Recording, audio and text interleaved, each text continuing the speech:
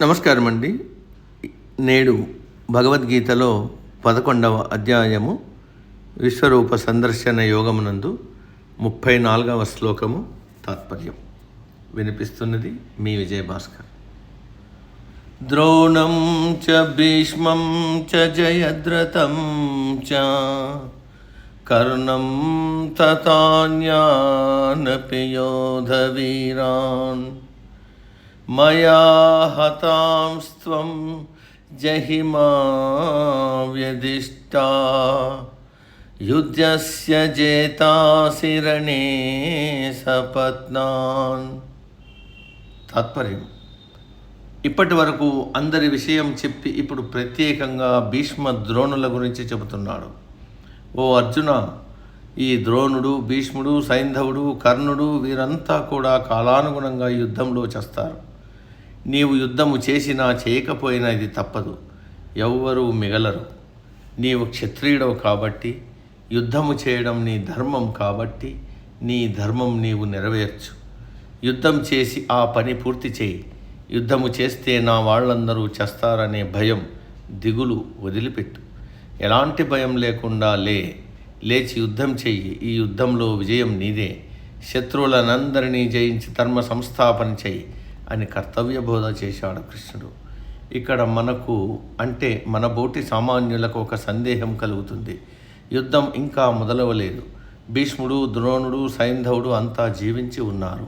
మరి వీరంతా ఇదివరకే చచ్చిపోయారంటాడేమిటి అని మనకు సందేహం రావడం సహజం. పరమాత్మ అంటే కాలపురుషునికి కాలం అంటూ లేదు. అంతా వర్తమానమే. జరిగినది, జరుగుతున్నది, జరగబోయేది ఎదుట స్పష్టంగా కనబడుతూ ఉంటుంది.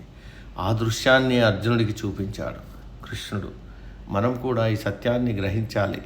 మనమంతా వరసలో ఉన్నాం, కాకపోతే వాడు నేడు, రేపు మనం అన్న సత్యాన్ని గ్రహించగలిగితే ఈ ఆవేశాలు, రాగద్వేషాలు, అనుబంధాలు అనేవి ఉండవు.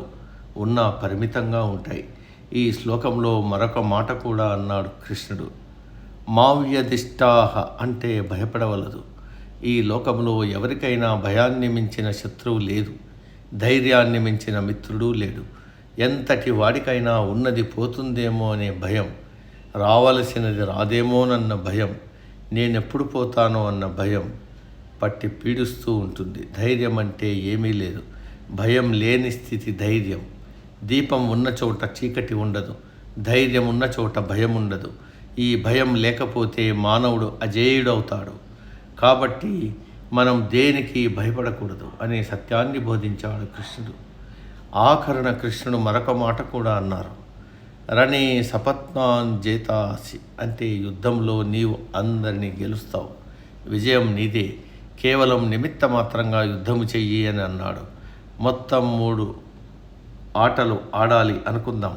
అందులో 2 ఆటలు ఒక జట్టు గెలిచింది.